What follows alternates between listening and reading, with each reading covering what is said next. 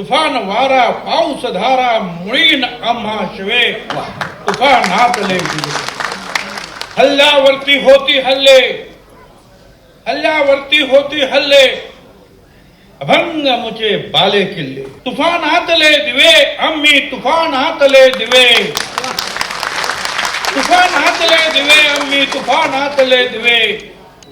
नामदार रामदासजी आठवले साहेब हे केंद्रीय मंत्रिमंडळामध्ये गेली 10 वर्ष काम करत आहेत आणि त्यासाठी त्यांच्या कामाचं कौतुक करण्यासाठी आपण त्यांचा इथे नागरी सत्कार ठेवलेला आहे. राज्याचे मुख्यमंत्री लवकरच इथे येतील. उपमुख्यमंत्री एकनाथराव शिंदे यांचं सुद्धा भाषण आपण ऐकलं. रामदास आठवले यांच्यापासून ते खूपच प्रेरित होऊन अनेक कविता ज्या आहेत आज त्यांनी आपल्याला ऐकवल्या. ॲडव्होकेट राहुलजी नार्वेकर, मंगल प्रसाद लोढा आमचे सहकारी, अण्णा बनसोडे, प्रवीण दरेकर, सीमाताई आठवले, अविनाश महातेकर, राहुल बोधीवंते, मान्य सिन्हाजी, बाबुराव कदम, गौतम सोनवणे, MS नंदा, काकासाहेब खंबाळकर, चंद्रकांत सोनकांबळे, आशाताई लांडगे, अभयाताई सोनवणे, उषाताई रामलू. कार्यक्रमाचे आयोजक सिद्धार्थ कासारे, संजय पवार आणि विवेक पवार आणि आठवले रामदासवर प्रेम करणारे माझ्या सर्व बांधवांनो, भगिनी आणि मातांनो,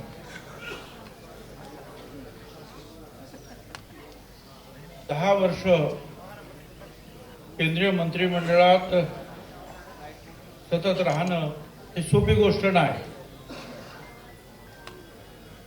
आणि या 10 वर्षामध्ये रामदास आठवलेंच्या विरुद्ध कोणी आंदोलन केलं असंही नाही. सगळ्यांना रामदास आठवले पाहिजे.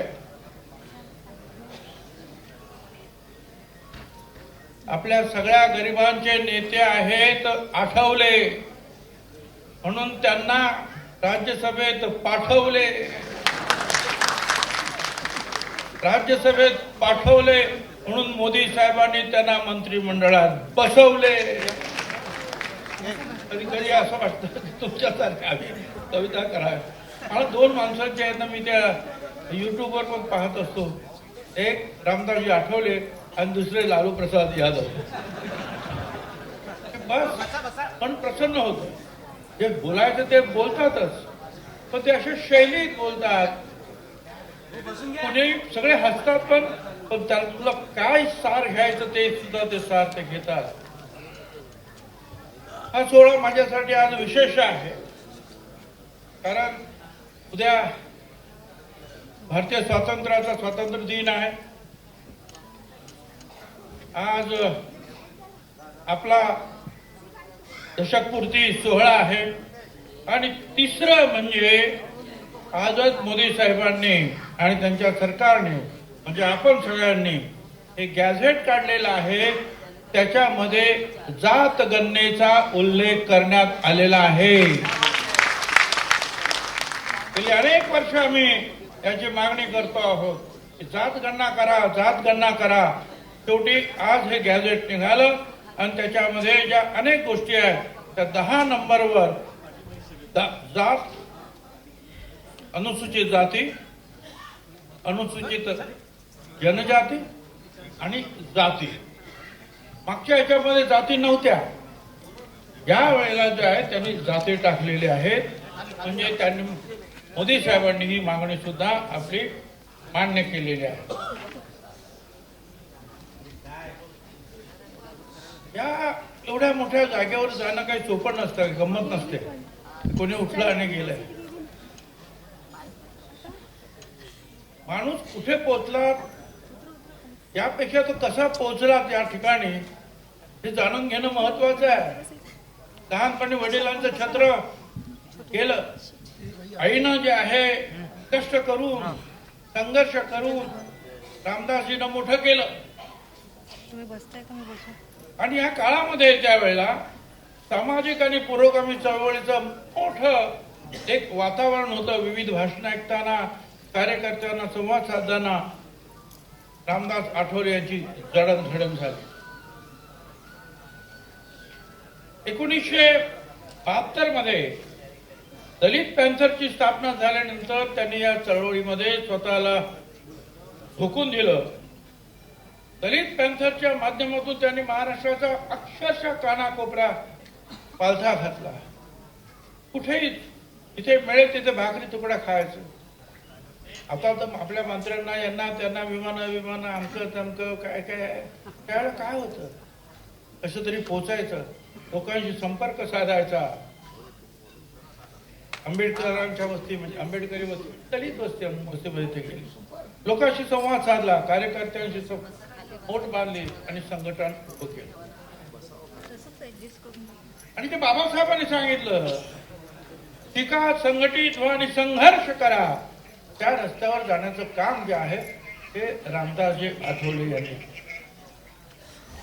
असंख्य महिलांचा प्रवास, लाखो कार्यकर्त्यांशी असलेलं नातं आणि अनेक वर्षाचा संघर्ष यात दडलेला. म्हणून मी त्यांच्याकडे केवळ एक मंत्री म्हणून पाहत नाही, तर या चळवळीतून घडलेला एक कार्यकर्ता म्हणून त्यांच्याकडे मी पाहतो आणि आपण सुद्धा पाहिलं पाहिजे. डॉक्टर बाबासाहेब आंबेडकरांनी केवळ राजकीय अधिकार दिले नाहीत, तर स्वाभिमानाने जगण्याचा सुद्धा अधिकार दिला. संविधानाच्या माध्यमातून समानतेचा मार्ग दाखवला. हा विचाराचा पाडा जो आहे पुढे नेण्याचं काम अनेक पिढ्यांनी केलं. त्याच्यामध्ये रामदासजीचं योगदान निश्चितपणे महत्वाचं आहे. मला आठवतं की मराठवाडा विद्यापीठाला डॉक्टर बाबासाहेब आंबेडकरांचं नाव देण्याचा लढा पेटला. त्यावेळेला मी मंत्री होतो आणि त्याच मंत्रिमंडळामध्ये रामदासजी सुद्धा होते. शरद पवार साहेब हे मुख्यमंत्री होते आणि त्यावेळेला सगळ्यांनी एकमुखाने मागणी केली. समता परिषदेच्या माध्यमातून पुण्याच्या 5 लाखाची सभा झाली. ज्योतिराव फुले यांचा वाडा जो आहे, सावित्रीबाई फुले यांचा वाडा देशाला अर्पण करण्याचा कार्यक्रम होता. अलेक्झांडर तिथे गव्हर्नर होते आणि शंकर दयाळजी शर्मा हे राष्ट्रपती होते. आणि तिथे सगळ्यांना हात वर करून एकच सांगितलं, त्यांनी महात्मा ज्योतिराव फुल्यांना गुरु मानून एवढं मोठं काम उभं केलं. त्या डॉक्टर बाबासाहेब आंबेडकरांचं नाव मराठवाडा विद्यापीठाला दिलंच पाहिजे. तेवढं हा नाव देण्याचा प्रश्न नव्हता, हा प्रत्येकाच्या भावनेशी जुडलेला प्रश्न होता. एवढा मोठा मनुष्य त्याने लिहिलेलं संविधान हा जगामध्ये सगळीकडे जे आहे वाचलं जातं, पाहिलं जातं. नवीन देश निर्माण झाले तर या संविधानाच्या वर आधारित त्यांचं संविधान निर्माण होतं. त्याचं नाव तिथे शिक्षण संस्थेला देऊ नये. परदेशातल्या ज्या मोठमोठ्या युनिव्हर्सिटीज त्यांनी लिहिलं डॉक्टर बाबासाहेब आंबेडकर आतापर्यंतच्या आमच्या विद्यार्थ्यांमधला सर्वात श्रेष्ठ, ज्येष्ठ आणि हुशार विद्यार्थी होता. आणि मग लढा सुरू झाला. त्यांनी लढा की आपण लढा की, परंतु शेवटी जे आहे बाबासाहेब आंबेडकरांचं नाव मराठवाडा विद्यापीठाला दिलं. आणि त्याच्यामध्ये निश्चितपणे जे आहे त्यांचा वाटा महत्वाचा है। रास्ते मुश्किल थे मगर हौसला कम नहीं हुआ, रास्ते मुश्किल थे मगर हौसला कम नहीं हुआ। हर कदम पर संघर्ष था मगर सफर थमा नहीं हुआ। जिन्होंने जमीन से उठकर आसमान को छुआ उनके संघर्ष का आज पूरा महाराष्ट्र गवाह हुआ।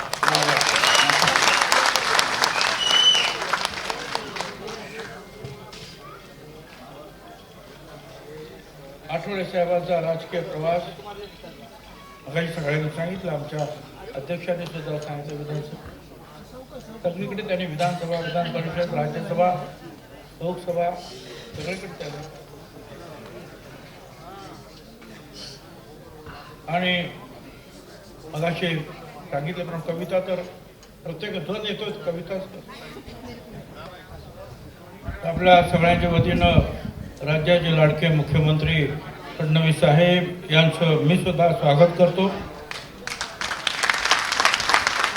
जसे रामदासजी आठवडे पायाला भिंगरी बांधल्यागत सगळीकडे फिरत असतात, तसे आमचे मुख्यमंत्री सुद्धा सकाळी कुठे, संध्याकाळी कुठे, दुपारी कुठे, एका शहरामध्ये ते तुम्हाला कधीच एका दिवस सापडणार नाही. रोज 2-4 शहरामध्ये राज्यात कुठेतरी ते असतील. सतत काम चालू असतं त्यांचं. त्यामुळे आज हे दोन्ही व्यक्तिमत्व आपल्या समोर आहेत. रामदासजी यांची एक वेगळी शैली आहे बोलण्याची. त्यातून जे काही सांगायचं ते नेमकं सांगायचं, पण लोकांना आनंद वाटेल अशा शब्दात सांगायचं. संसद में आवाज भी है, अंदाज भी है. संसद में आवाज भी है, अंदाज भी है. शेरो शायरी में उनका अपना राज भी है. दिल में समाज के लिए दर्द और जुबान पर बात है. रामदास आठवले साहब, आपकी यही तो खास बात है. तर हे अशा रीतीनं जे आहे गंभीर विषय सुद्धा जे आहे हलक्या फुलक्या कवितांमधून ते मांडण्याचा त्यांचा प्रयत्न त्या सगळ्याच्या ऐकत असतात. युट्यूबवर गेले की त्यांची तुम्हाला खूप भाषणं जे आहे, खूप कविता ज्या आहेत, चारोळ्या ज्या आहेत तुम्हाला पाहायला मिळतील. माझे ते फार जुने मित्र आहेत आणि मगाशी सांगितल्याप्रमाणे आम्ही एकत्रित काम सुद्धा केलेलं आहे मंत्रिमंडळामध्ये. अजूनही आम्ही काम करत असतो. काही कुठे कार्यक्रम असला तर आम्ही पाहत असतो. आता फडणवीस साहेब, मी त्यांचं सत्कार स्वागत तर केलंच, परंतु मोदी साहेबांचं सुद्धा स्वागत केलं. कारण आज जे गॅझेट आलं त्याच्यामध्ये जात गणनेचा उल्लेख आहे. म्हणजे सगळ्यांच्या जाती किती आहेत, कोण किती आहेत, आदिवासी किती आहे, काय किती आहेत, ओबीसी किती आहे, सगळं आता म्हणजे दिलेला शब्द जो आहे मोदी साहेबांनी पूर्ण केला. आणि त्यांना 7 अर्थातच रामदास आठवले आहेत. अनेकांनी त्याची मागणी केली होती, आम्ही तर मागणी करतच होतो. त्यामुळे अनेक गोष्टी ज्या आहेत या अतिशय स्वच्छ होतील की कोण किती कुठे आहे. पण हे करताना आपल्याला लक्षात घेतलं पाहिजे की आपली लढाई ही संपणारी लढाई नाहीये. याला आणखी वेळ लागणार आहे. याच्यासाठी अनेक लोक आपल्यावर टीका टिप्पणी हल्ले करतात. आमच्यावर करतात, तुमच्यावरही करतात. उद्या लोककवी वामनदादा कर्डक यांची जयंती आहे आणि त्यांनी म्हटलं, तुफान हातले दिवे आम्ही, तुफान हातले दिवे, तुफान हातले दिवे आम्ही, तुफान हातले दिवे, तुफान वारा पाऊस धारा मुळीन आम्हा शिवे, तुफान हातले दिवे. हल्ल्यावरती होती हल्ले, हल्ल्यावरती होती हल्ले, अभंग मुझे बाले किल्ले. हल्ल्यावरती होती हल्ली, अभंग मुझे बाले किल्ले. असाच ताठर माथा मुचा, जरा न खाली लवे, तुफानातले दिवे आम्ही, तुफानातले दिवे. जय हिंद, जय महाराष्ट्र, जय भीम.